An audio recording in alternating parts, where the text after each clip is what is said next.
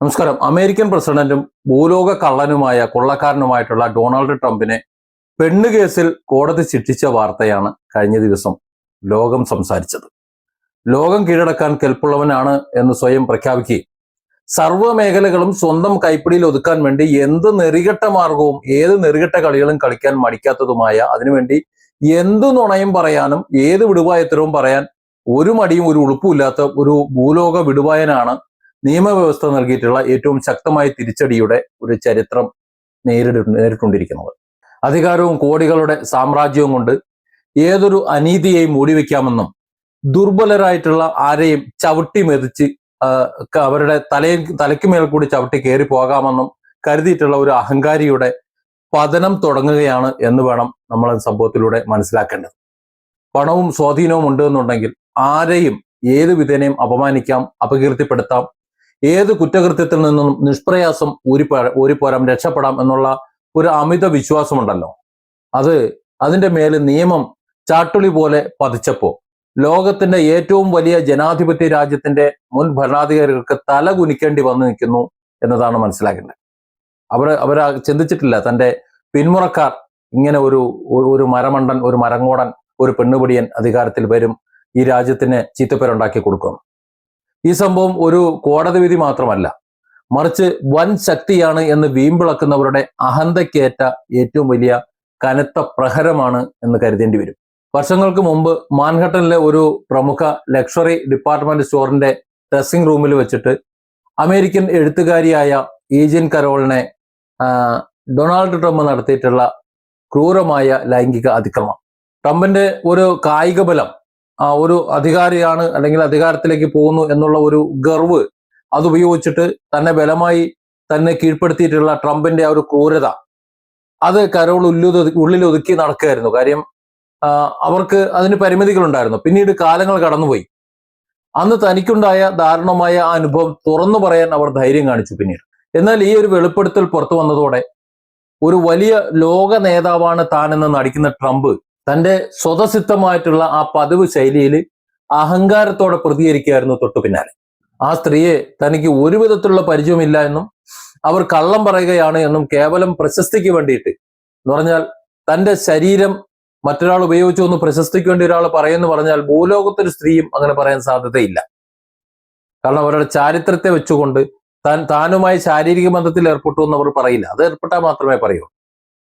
അത്തരത്തിലുള്ള ഒരു ആരോപണം അവർ വെറുതെ ഉന്നയിക്കുകയാണ് എന്നും ട്രംപ് അന്ന് പരസ്യമായി വിളിച്ചു പറഞ്ഞത് ലോകം കേട്ടു. ഒരു മാധ്യമ പ്രവർത്തക കൂടിയായിട്ടുള്ള സ്ത്രീയുടെ അന്തസ്സിനെ നടു റോഡിൽ വലിച്ചടയ്ക്കാൻ ട്രംപ് തന്റെ പണവും സ്വാധീനമെല്ലാം ഉപയോഗിക്കുന്ന ഒരു കാഴ്ചയാണ് പിന്നീട് അങ്ങോട്ട് ലോകം കാണുന്നത്. പക്ഷെ തന്റെ മുന്നിൽ നിൽക്കുന്നത് അമേരിക്കൻ പ്രസിഡന്റ് ഡൊണാൾഡ് ട്രംപ് അല്ല, ഒരു വിടുവായൻ, ലോകത്തിന്റെ മുന്നിൽ വെറുതെ വിടൽ വിട്ടുകൊണ്ടിരിക്കുന്ന ഒരു വിടുവായൻ മാത്രമാണ് എന്ന് അയാള് തന്റെ മേൽ കാണിച്ചിട്ടുള്ള കൊടും ക്രൂരതയ്ക്ക് നിയമത്തിന്റെ വഴിയിലൂടെ തന്നെ മറുപടി കൊടുത്തേ താൻ അടങ്ങൂ എന്നും ജീൻ കരോൾ ഉറപ്പിച്ച ആ നിമിഷം ട്രംപിന്റെ പതനം തുടങ്ങുകയാണ്. ട്രംപ് പരസ്യമായി നടത്തിയിട്ടുള്ള കള്ളപ്രചരണങ്ങൾക്കെതിരെ അവർ കോടതിയെ സമീപിച്ചു. അങ്ങനെയാണ് നീണ്ട നിയമ പോരാട്ടം തുടങ്ങുന്നത്. ആ നീണ്ട നിയമ പോരാട്ടത്തിനൊടുവിൽ 2023 ഒരു വിധി വന്നു. ഡൊണാൾഡ് ട്രംപ് ലൈംഗിക അതിക്രമ കേസിൽ കുറ്റക്കാരനാണ് എന്ന് കോടതി നിസ്സംശയം കണ്ടെത്തി വിധി പ്രഖ്യാപിച്ചു. ഇതോടൊപ്പം $5 മില്യൺ, $5 മില്യൺ, അതായത് ഇന്ത്യൻ രൂപയിൽ ഏകദേശം 41 കോടിയിലധികം രൂപ വരും. ഈ 41 കോടിയിലധികം രൂപ കരോളിന് നഷ്ടപരിഹാരമായി നൽകാൻ ജഡ്ജി ഉത്തരവ് ഇട്ടു. എന്നാൽ ലോകത്തെ വൻശക്തിയാണെന്ന് നടിക്കുന്ന ഈ വിടുവായൻ കോടതിയെയും പരിഹസിക്കാനാണ് പിന്നീട് കാണിക്കുന്നത്. ഈ കോടതി വിധിക്കെതിരെ അയാൾ 18 അടവും പറ്റി അങ്ങനെ സുപ്രീം കോടതി വരെ കേസും കൊണ്ടുപോയി.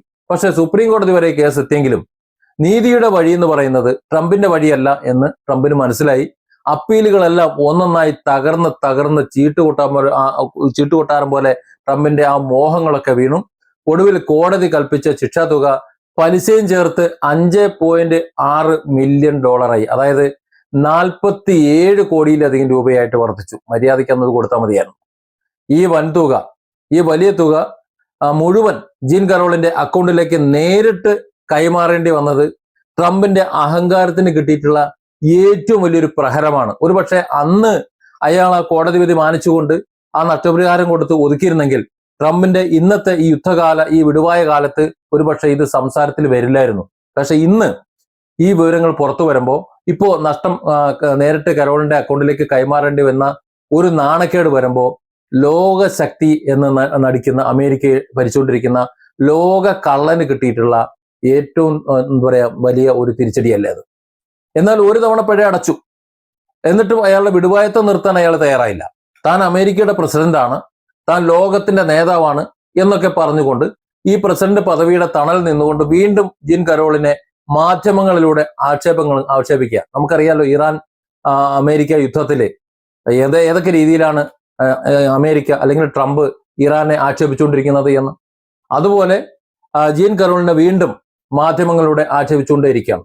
അവരൊരു ഭ്രാന്തിയാണ്, അല്ലെങ്കിൽ അവരൊരു തലയ്ക്ക് സുഖമില്ലാത്തവരാണ്, മാനസിക രോഗിയാണ്, ഇങ്ങനെയൊക്കെ ആരോപണങ്ങൾ, അതായത് അവരെ അപമാനിക്കുന്ന വിധത്തിലുള്ള കാര്യങ്ങളാണ് പിന്നെ ട്രംപിന്റെ തൊളയിൽ നിന്ന് വീണുകൊണ്ടിരിക്കുന്നത്. അവരുടെ ആരോപണങ്ങളെല്ലാം കെട്ടിച്ചുമച്ചതാണ് എന്ന് ആവർത്തിച്ച് പറയുന്നു. അതായത് താൻ കൊടുത്തിട്ടുള്ള നഷ്ടപരിഹാരം എന്ന് പറയും തന്നിൽ നിന്ന് അവർ പിടിച്ചു പറിച്ചെടുത്തതുപോലെ, അതായത് ട്രംപ് എല്ലാവരും പിടിച്ചു പറിച്ചുകൊണ്ട് എടുത്തുകൊണ്ടിരിക്കുകയാണല്ലോ, അങ്ങനെ പിടിച്ചു പറിച്ചുകൊണ്ടിരിക്കുന്നതായതുകൊണ്ട് എല്ലാവരും അങ്ങനെയാണെന്ന് ആണ് കരുതുന്നത്. അതുകൊണ്ട് അധികാരവും അനുയായികളുടെ പിന്തുണയും ഉണ്ടെന്നുള്ള ധൈര്യം കൊണ്ട് തനിക്ക് എന്തും പറയാമെന്നുള്ള ഒരു ട്രംപിന്റെ ധാരണയിൽ വീണ്ടും ഇതൊക്കെ കെട്ടിച്ചമച്ചതാണ്, അതാണ് ഇതാണ് എന്നിങ്ങനെ വിളിച്ചു പറഞ്ഞുകൊണ്ടിരിക്കുകയാണ്.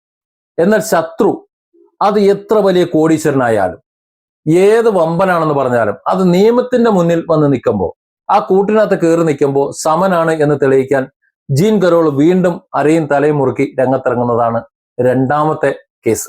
കോടികൾ നഷ്ടപരിഹാരം കൊടുത്തിട്ട് വായടയ്ക്ക് ഉണ്ടാതിരിക്കേണ്ട സ്ഥാനത്ത് വീണ്ടും അപമാനിച്ചപ്പോൾ അതിനെതിരെ വീണ്ടും നടത്തിയിട്ടുള്ള അപകീർത്തി പരാമർശങ്ങൾക്കെതിരെ അവർ വീണ്ടും കോടതിയെ സമീപിച്ചതാണ് നമ്മൾ പിന്നീട് കാണുന്നത്.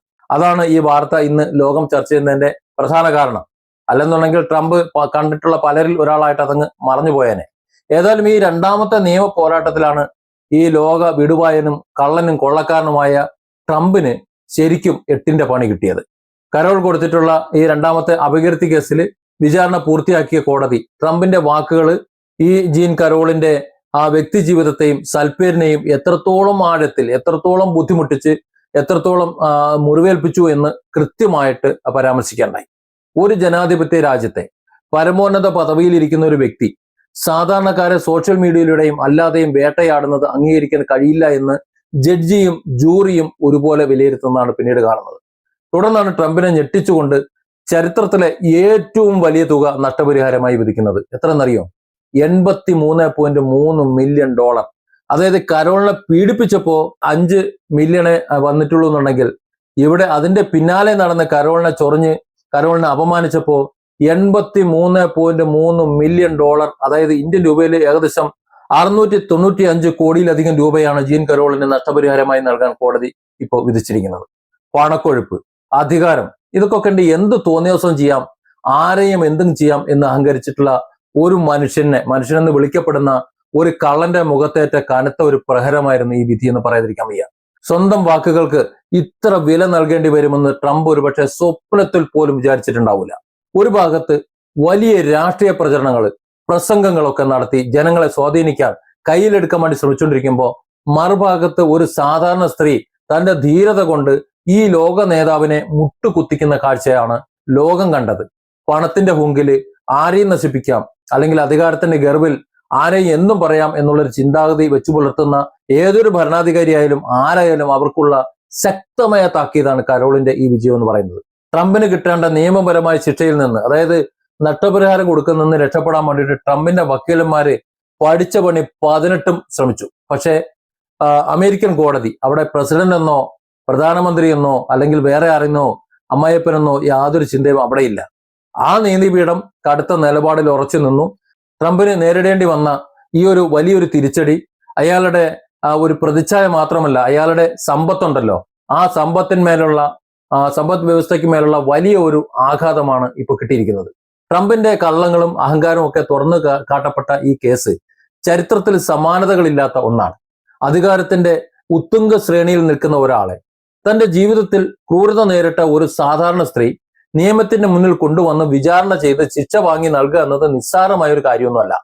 ദുർബലരായ, പ്രത്യേകിച്ച് അമേരിക്ക പോലുള്ള അമേരിക്ക ഭരിച്ചുകൊണ്ടിരിക്കുന്ന, അതുവഴി ലോകം ഭരിച്ചുകൊണ്ടിരിക്കുന്നു എന്ന് പറയപ്പെടുന്ന ഒരു പ്രസിഡന്റ് ഡൊണാൾഡ് ട്രംപിന്റെ കാര്യത്തിൽ ദുർബലരായ മനുഷ്യരെ, കഴിവില്ല അല്ലെങ്കിൽ പ്രാപ്തിയില്ലാത്ത മനുഷ്യരെ വേട്ടയാടുന്നതിൽ രസം കണ്ടെത്തുന്ന എല്ലാ അക്രമികൾക്ക്, ഇപ്പൊ ട്രംപിന് ഇത് കിട്ടി, അത്തരത്തിലുള്ള എല്ലാ പരാക്രമികൾക്കും അധികാരത്തിന്റെ എന്താ പറയുക ഉച്ചസ്ഥായിൽ വിരാജിക്കുന്ന എല്ലാവർക്കും ഇതൊരു വലിയൊരു പാഠമാണ്.